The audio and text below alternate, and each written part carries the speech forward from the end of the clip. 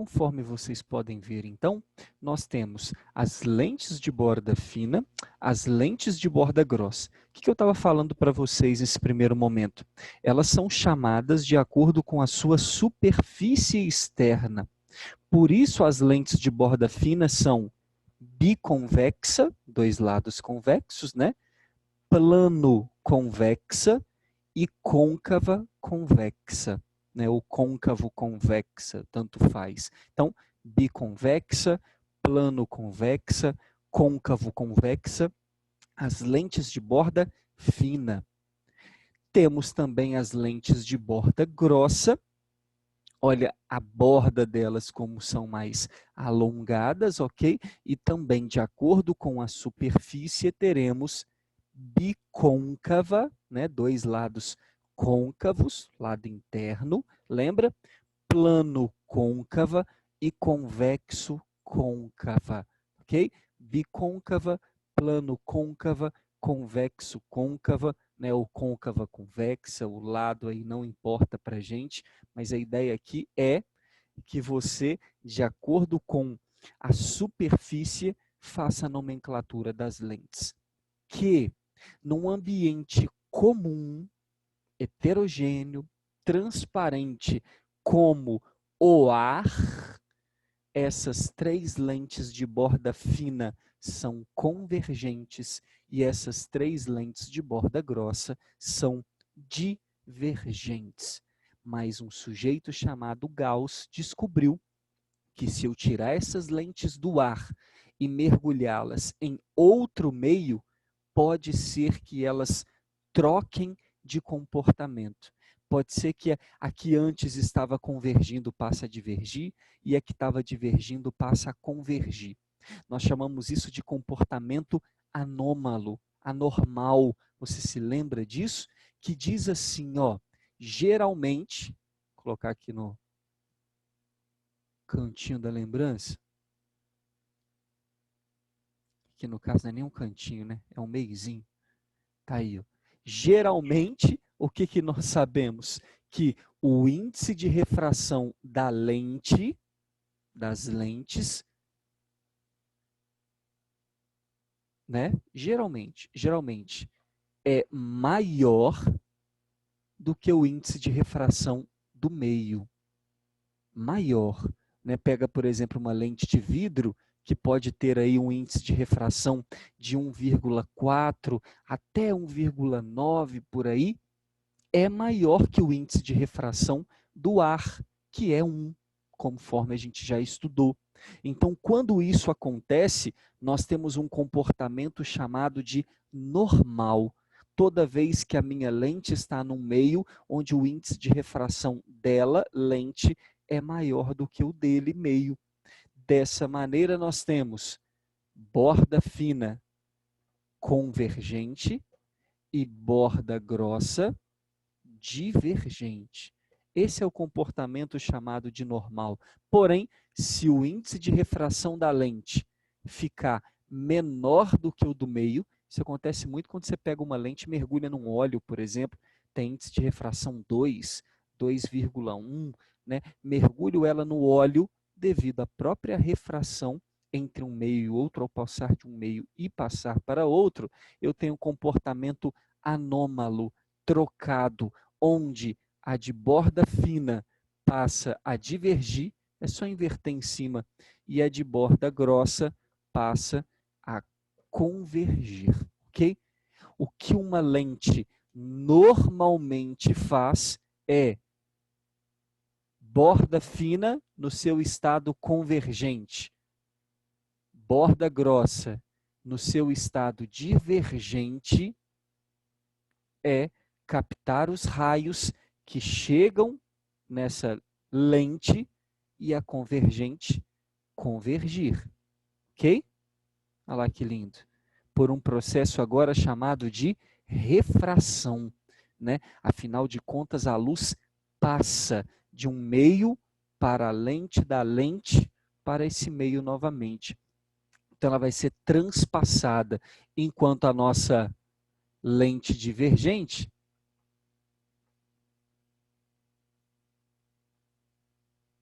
diverge os raios que chegam nela, ok? Isso é um sinal de convergência e um sinal de divergência.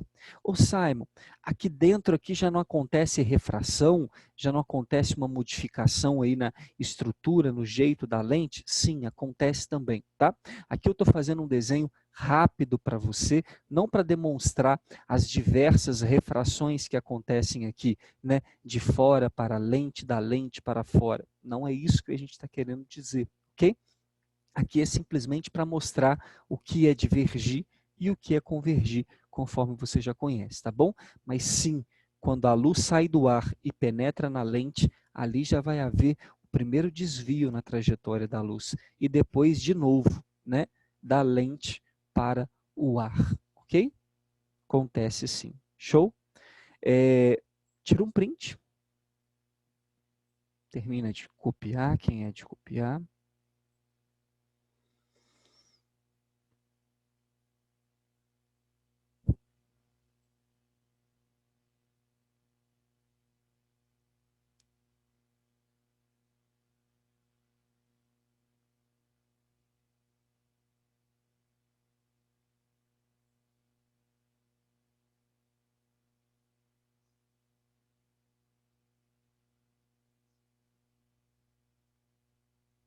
Podemos apagar?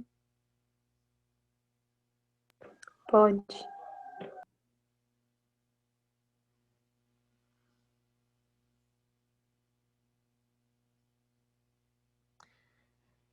Essa é a nossa introdução sobre os tipos de lentes que, obviamente, sendo convergentes ou divergentes, apresentam elementos específicos e característicos, ok?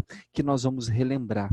E, claro, além dos elementos específicos e característicos, apresentam também raios, raios notáveis, raios principais que iremos utilizar para a formação de imagens através dessas lentes, ok? Então, segura lá para nós aí, ó. Vamos fazer o desenho desses elementos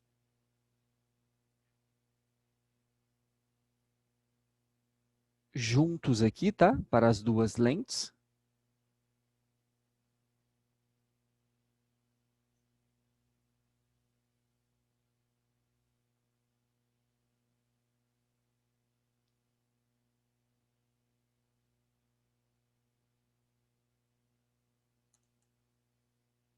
Marcando, marcando, marcando de um lado. Marcando, marcando, marcando de outro. Ah, é lente, lente, lente, lente, lente, lente, lente. Pronto. Esta a representação em cima de uma lente convergente. Como representá-la? Lembrando da borda fina. Perfeito? Tá aí, ó. Olha a afinação dessa borda.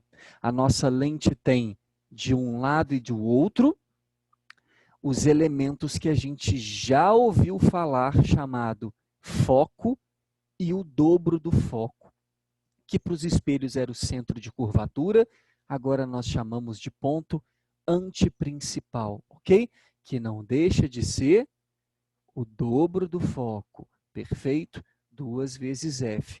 Do lado de cá, nós também temos foco e também temos antiprincipal. Simon, por que eu tenho de um lado e do outro?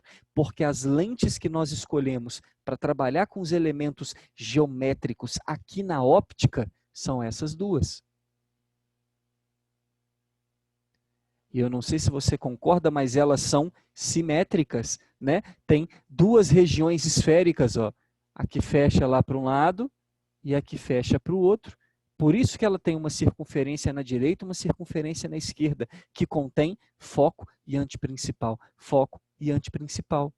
São lentes que, se você olhar de um lado, virar e olhar do outro, não modifiquem nada a estrutura daquilo que você vai ver, porque elas são simétricas dos dois lados, ok? Então, toda lente tem basicamente 3 elementos.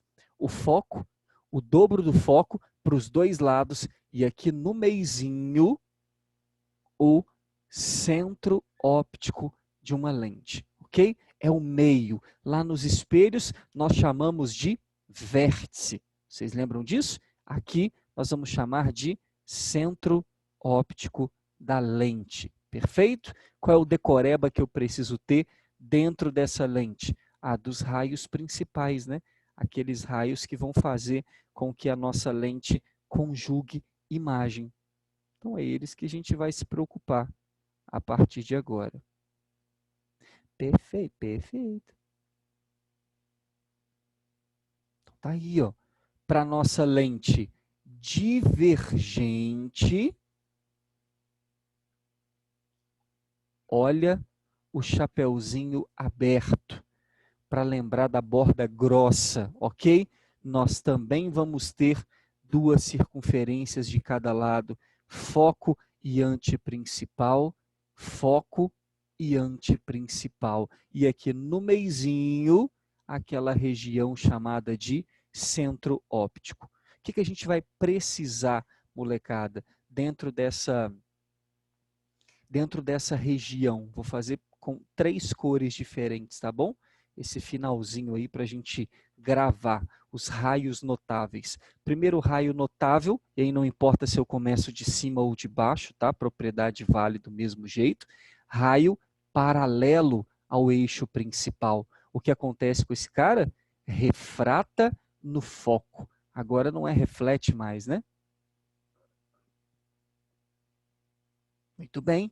Então, raio paralelo vai no foco. Essa é a propriedade número 1. Propriedade número 2, aquela inversa. Se o paralelo vai no foco, se eu por acaso mandar em cima do foco, ele tem que refratar paralelo. Pronto. E propriedade número 3, barra decoreba número 3, no centro óptico, um raio de luz nunca sofre desvio. Maravilhoso? Propriedade número 3, o raio de luz nunca sofre desvio no centro óptico. Essas são as propriedades, as 3 propriedades utilizadas ou mais utilizadas na lente convergente.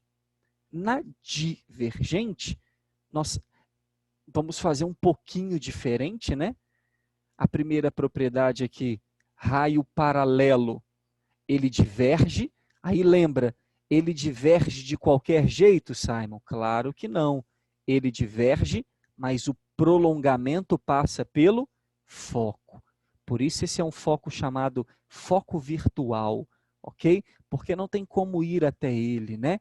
Então, nosso raio ele vai na propriedade 1 divergir, mas ele não diverge de qualquer jeito, não. Ele diverge na direção do foco. A mesma coisa a gente pode fazer na propriedade número 2, que é agora, ao mandar na direção do foco, olha lá, não tem como ir lá, né? Do lado onde nós estamos analisando, ao mandar na direção do foco, um raio de luz refrata de forma paralela, ou sai, como a gente costuma chamar, né? Então agora tem que mirar lá no foco, exatamente, tá bom? Até porque se eu jogar nesse foco daqui, ó, ela vai divergir ainda mais. Consigam enxergar que era para esse raio de luz passar reto, mas o que a lente faz? Diverge ele. Todo o raio aqui será aberto, com exceção àquele que passa no meio, no centro óptico, porque assim como na propriedade lá em cima, aqui embaixo também vale. No centro óptico, a luz não sofre desvio. Tá aí, ó.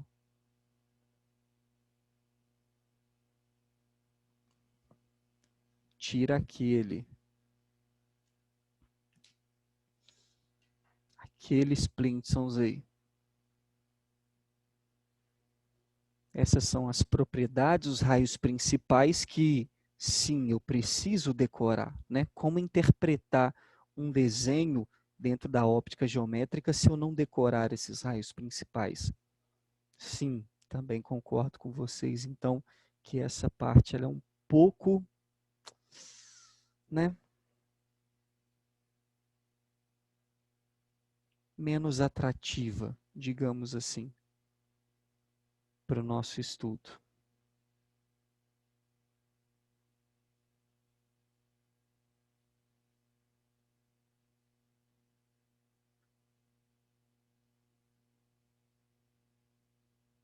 Shows-os?